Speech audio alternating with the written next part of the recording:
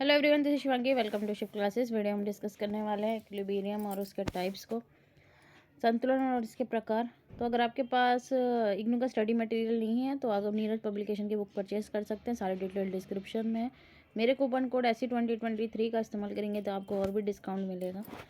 तो बढ़ते हैं टॉपिक की तरफ। इक्विलिब्रियम संतुलन क्या है?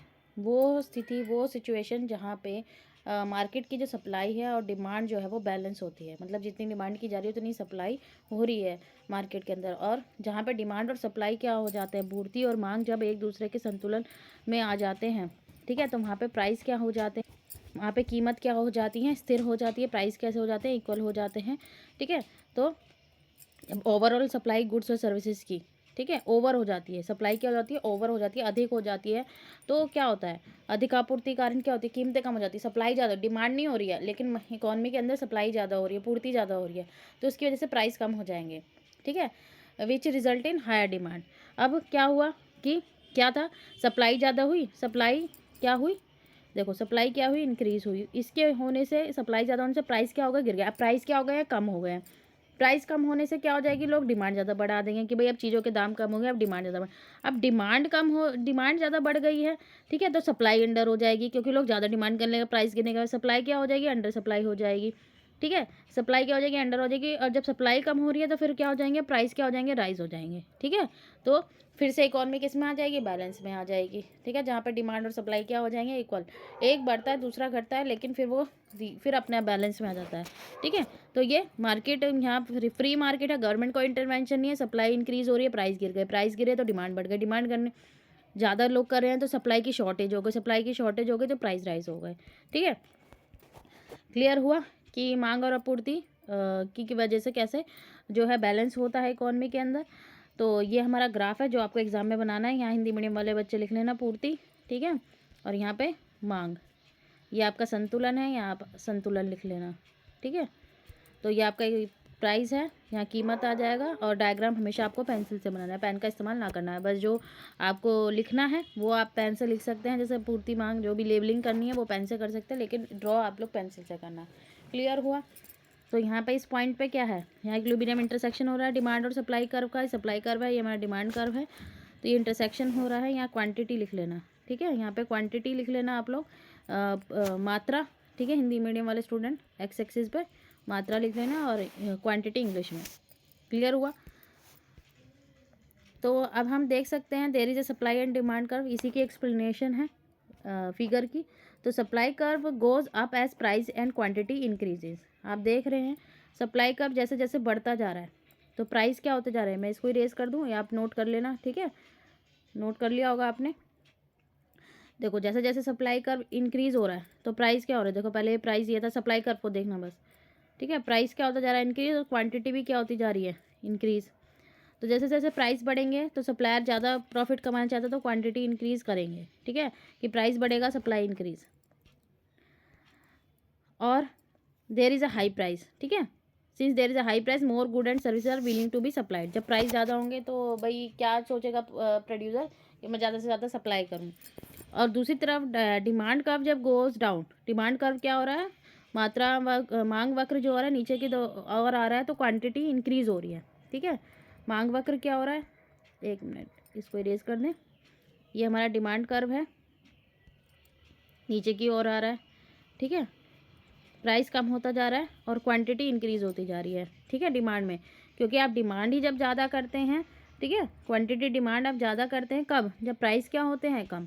ठीक है, और जहाँ पे भाई हायर प्राइस होगा वहाँ फ्यूअर गुड्स खरीदेंगे, सर्विस की डिमांड होगी। और जहाँ पे भाई ज़्यादा कम प्राइस होगा आप ज़्यादा डिमांड करेंगे। तो ये नॉर्मल गुड के केस में ज़्यादा अप्लाई होता है, लाइक फूड और क्लोथिंग के केस में। देखिए, हायर प्राइस होगा तो आपको जो है कम ही सामान खरीदें। एसेंशियल गुड्स है वो तो आप खरीदेंगे, जैसे दवाइयाँ हो गई, ठीक है, स्कूल यूनिफॉर्म हो गई। अब उसका प्राइस कितना है? आपको अपने बच्चे को स्कूल भेजना है तो यूनिफॉर्म तो खरीदनी पड़ेगी। मेडिसिन है आपके इलाज के लिए, वो ज़रूरी है, अब वो चाहे कितने की भी हो तो वो तो आप खरीदेंगे ही। ठीक है, नॉर्मल गुड्स के केस में आप करते हैं कि भाई अगर प्राइस ज़्यादा है तो आप उसकी डिमांड थोड़ा कम कर देते हैं।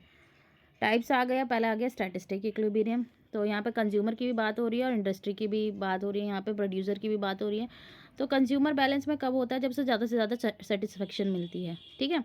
कोई भी वो पर्टिकुलर गुड और सर्विसेज जो भी वो खरीद रहा है मार्केट के अंदर, तो यहाँ पे इस एक्सिस पे वो रिड्यूस भाई यहाँ पे इस एक्सिस पे जहाँ पे वो उसको इक्विलिब्रियम है, इससे जो भी प्रोडक्ट है उससे उसे सेटिस्फेक्शन मिल रहा है, ठीक है? तो अगर हम इंक्रीज़ करेंगे तो उसमें कोई चेंज नहीं आएगा, ठीक है? क्योंकि वो ऑलरेडी इक्विलिब्रियम, उसको मैक्सिमम बेनिफिट वहाँ से मिल रहा है, उसको वो स्टैटिस्टिक इक्विलिब्रियम, स्थैतिक संतुलन होता है।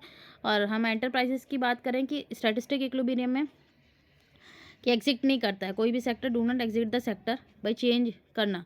यह एक ऐसी स्थिति है जिसमें बदलते उद्यम क्षेत्र से बाहर नहीं निकलते, ठीक है? इन विच चेंजिंग एंटरप्राइजेज, जो चेंज हो रहे हैं वो बाहर नहीं निकलते और न्यू एंटरप्राइजेज एंटर नहीं करते हैं, ठीक है?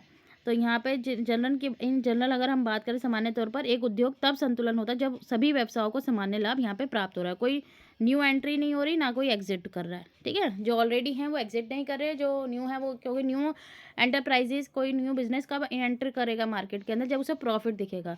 तो जब प्रॉफिट ही नहीं हो रहा, नॉर्मल प्रॉफिट है, तो वो एंटर ही नहीं करेगा। और जो ऑलरेडी एग्जिस्ट करते हैं उन्हें कोई घाटा नहीं हो रहा, तो वो एग्जिट नहीं करेंगे, तो वो भी वही है। तो ये कौन सा इक्विलिब्रियम होगा? स्टैटिस्टिक इक्विलिब्रियम हो गया, ठीक है?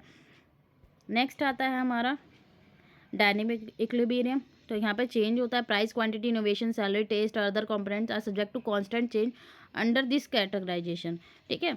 इस वर्गीकरण के अंतर्गत कीमतें, मात्राएं, नवाचार, वेतन, स्वाद और अन्य घटक निरंतर परिवर्तन के अधीन है यहाँ पे, ठीक है? यह संतुलनावस्था के समय के अप्रिय है। This is unpleasant effect of an equilibrium state decent time.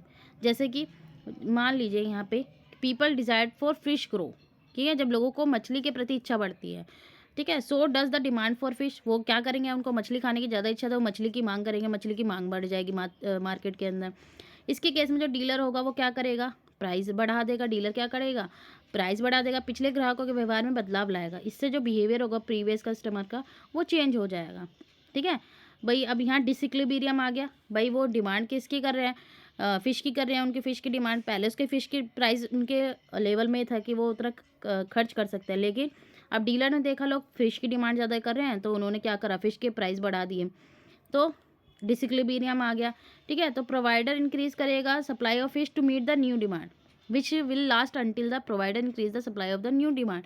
तो यहाँ पर जब तक जारी रहेगा असंतुलन पैदा हो जाएगा, और जब तक जारी रहेगी यहाँ पे नई मांग को पूरा करने के लिए मछली की आपूर्ति में वृद्धि नहीं कर देता। कि सप्लाई ज़्यादा हो रही है तभी क्या होगा? प्राइस गिरेगा और फिर उसकी जो डिमांड है वो बैलेंस में आ जाएगी। जैसे आपको मैंने स्टार्टिंग में बताया था कि सप्लाई बढ़ती है, प्राइस डाउन होता है, डिमांड बढ़ती है, ठीक है? प्राइस बढ़ता है, सप्लाई फिर जो है डिक्रीज़ हो रही है, ठीक है? डिक्रीज़ हो रही है, तो भाई फिर प्राइस राइज होगा, प्राइस राइज हो रहा, डिमांड, तो इन तीनों में इनमें क्या होता है? रिलेशन होता है, ठीक है? तो जब तक जो है प्राइस नहीं जो सप्लाई है, जितनी लोग डिमांड करें उतनी नहीं होगी और प्राइस नहीं गिरेंगे, तब तक डिसइक्विलिब्रियम रहेगा और धीरे धीरे इक्विलिब्रियम में अपने आप इकॉनमी आ जाती है। फिर आता है स्टेबल, नाम से ही पता लग रहा है। तो यहाँ पे जो डिमांड और प्राइस है वो इक्वल रहता है, demand price equal to the supply price amount. भाई यहाँ पे कोई टेंडेंसी नहीं रहती बढ़ने की और घटने की, स्थिर संतुलन है। फिर आता है अनस्टेबल। तो अनस्टेबल, तो यहाँ अनस्टेबल है तो यहाँ पे जो है ऊपर नीचे होता रहता है, डिस्टर्बेंस रहती है इसके अंदर। तो मॉनेटरी डिस्ट्रीब्यूशन, यहाँ पे ज़्यादा डिस्ट्रीब्यूशन रहता है मौद्रिक व्यवधान की वजह से, तो अनस्टेबल इक्विलिब्रियम में। फिर आता है हमारा न्यूट्रल इक्विलिब्रियम। तो यहाँ पे जब फाइनेंशियल डिस्ट्रिब्यूशन होता है, do not restore the economy to its previous state, जब वित्तीय व्यवधान अर्थव्यवस्था को उसकी पिछली स्थिति में वापस नहीं ला पाते हैं, ठीक है? तो इकोनॉमी यहाँ move away from its original condition, तो यहाँ पे जो अपनी मूल स्थिति से दूर नहीं जाती बल्कि वह वहीं टिकी रहती है, तो न्यूट्रल है। क्या हो रहा है इकोनॉमी में कोई फ़र्क नहीं पड़ता, इकोनॉमी अपने पहले ओरिजिनल कंडीशन पर ही है, ठीक है? यहाँ पे चेंज नहीं हो रहा। When the equilibrium position is disturbed the force carry the economy to another place where the framework ends. तो जब संतुलन की स्थिति गड़बड़ा जाती है तो बल अर्थव्यवस्था को दूसरी जगह ले जाते हैं जहाँ ढांचा समाप्त हो जाता है यहाँ पे, ठीक है? तो न्यूट्रल वाले में चेंज नहीं होगा, जैसी थी वो वैसी रहेगी। फिर आता है हमारा पार्शियल वाला। तो यहाँ पे सर्टेन सेक्टर को लेते हैं, सारी इकोनॉमी में जितने भी सेक्टर सबको लेके नहीं चलते, पार्शियल हो रहा है, आधे को ले रहे हैं, आधे को नहीं ले रहे हैं, ठीक है? तो यहाँ पे उनका इक्विलिब्रियम सिंगल पर्सन या फर्म या इंडस्ट्री या ग्रुप ऑफ बिजनेस को लेते हैं, उनके इक्विलिब्रियम पॉइंट पे फोकस किया जाता है, कितनी डिमांड और सप्लाई चल रही है, ठीक है? जनरल में सबको लेके चलते हैं, ठीक है? इकोनॉमी में जितने भी गुड्स हैं, जितने भी सेक्टर हैं, सभी को यहाँ पे फैक्टर को लेके चलते, सभी मार्केट एक साथ एक टाइम पे बैलेंस में आ रही है, ठीक है? एक ही समय पे। तो ओवरऑल इकोनॉमी किस में आ जाती है, बैलेंस में आ जाती है। जनरल इक्विलिब्रियम में सभी को लेके चलते हैं। तो यहाँ ये टॉपिक खत्म होता है। अब आपको क्लियर हो गया। अगर वीडियो अच्छी लगी तो like it, share and subscribe my channel. Thank you.